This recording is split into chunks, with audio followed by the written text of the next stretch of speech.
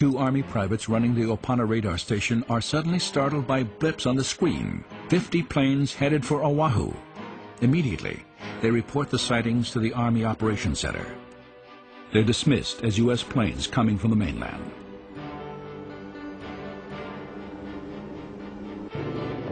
Aircraft designated for the second wave of the attack take off.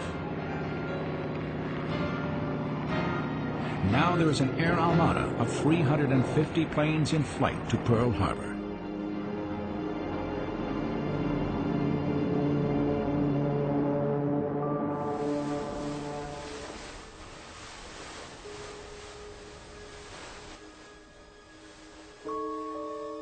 For many people in Hawaii, military and civilian alike, it's a sleep-in Sunday morning.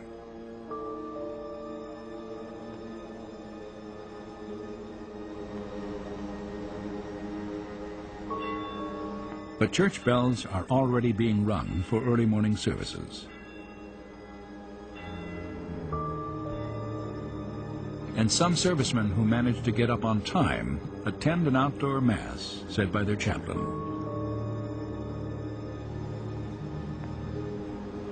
Messenger boy Todeo Fuchikami picks up General Marshall's urgent cable for delivery to General Short. He takes his time. It hasn't been marked urgent or first priority.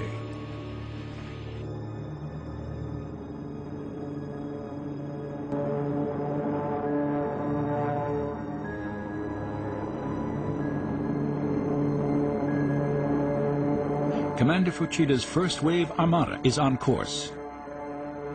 Below, in the clear, sunlit air, lay Battleship Row. In a clarion voice, Fuchida sings out the words, "Tora, Tora, Tora! Tiger, tiger, tiger."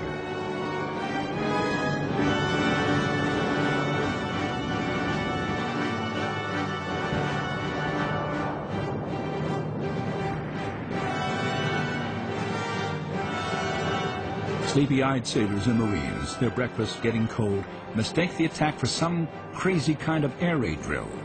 They think the planes are American.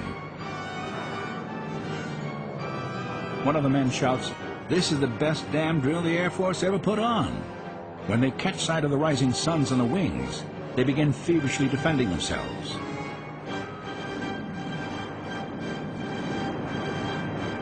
But none of the anti-aircraft batteries has ammunition ready.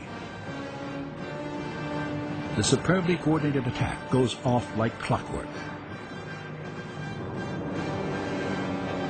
At 7:55 a.m., dive bombers hit Hickam and Wheeler airfields.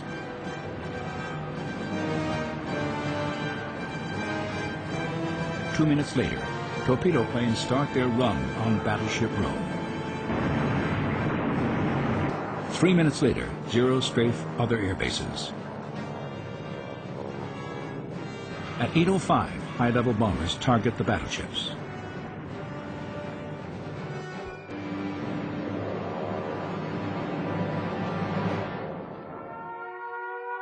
Through the thunder of attack, commercial radio announcements are alerting civilians.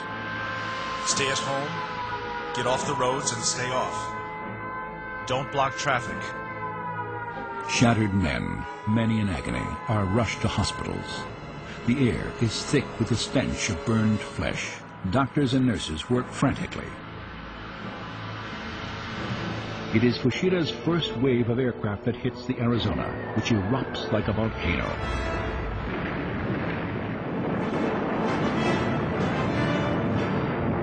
Flames burst 500 feet into the air. General Short sets aside Sunday mornings for golf.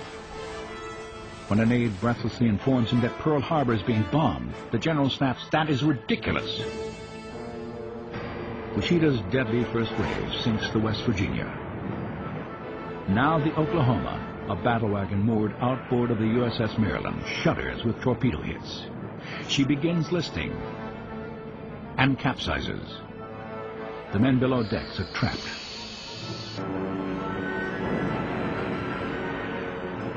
More torpedoes rip into the battleships California and Nevada.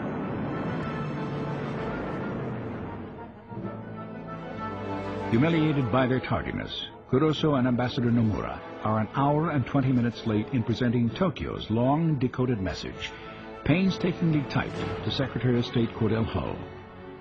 Hull peruses the note as though he didn't know its contents, but he treats the two Japanese with icy contempt. At the same time, at Pearl Harbor, bombers are swarming on the USS Nevada, releasing torrents of destruction.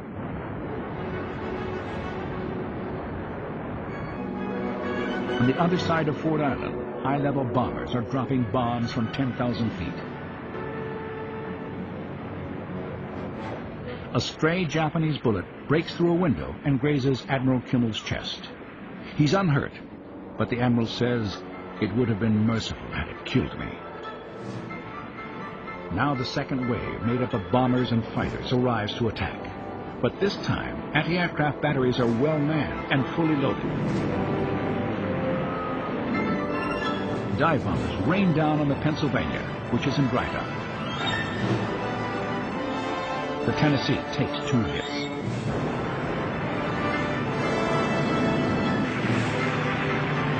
Second wave planes scream down over Wheeler Air Base to complete its destruction.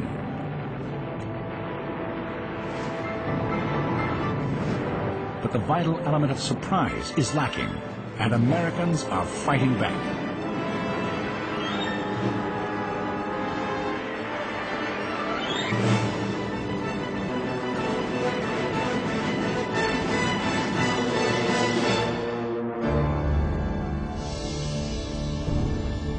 After the last bomb is dropped, the United States of America virtually has a Pacific fleet no longer.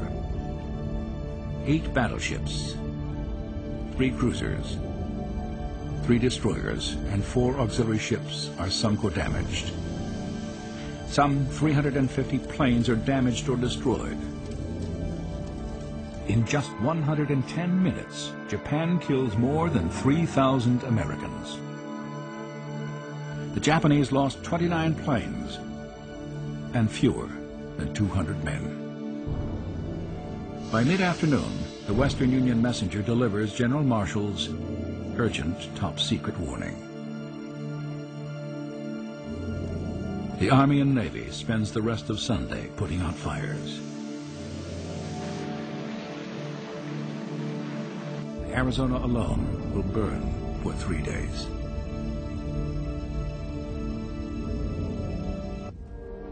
With each new message, the president shakes his head with stunned incredulity. Throughout America, in the waning winter light, people gather. Strangers assure each other in low whispers, "We'll wipe them off the face of the earth." Some people feel shame. Others just stare solemnly, deeply, and say nothing. America is bleeding.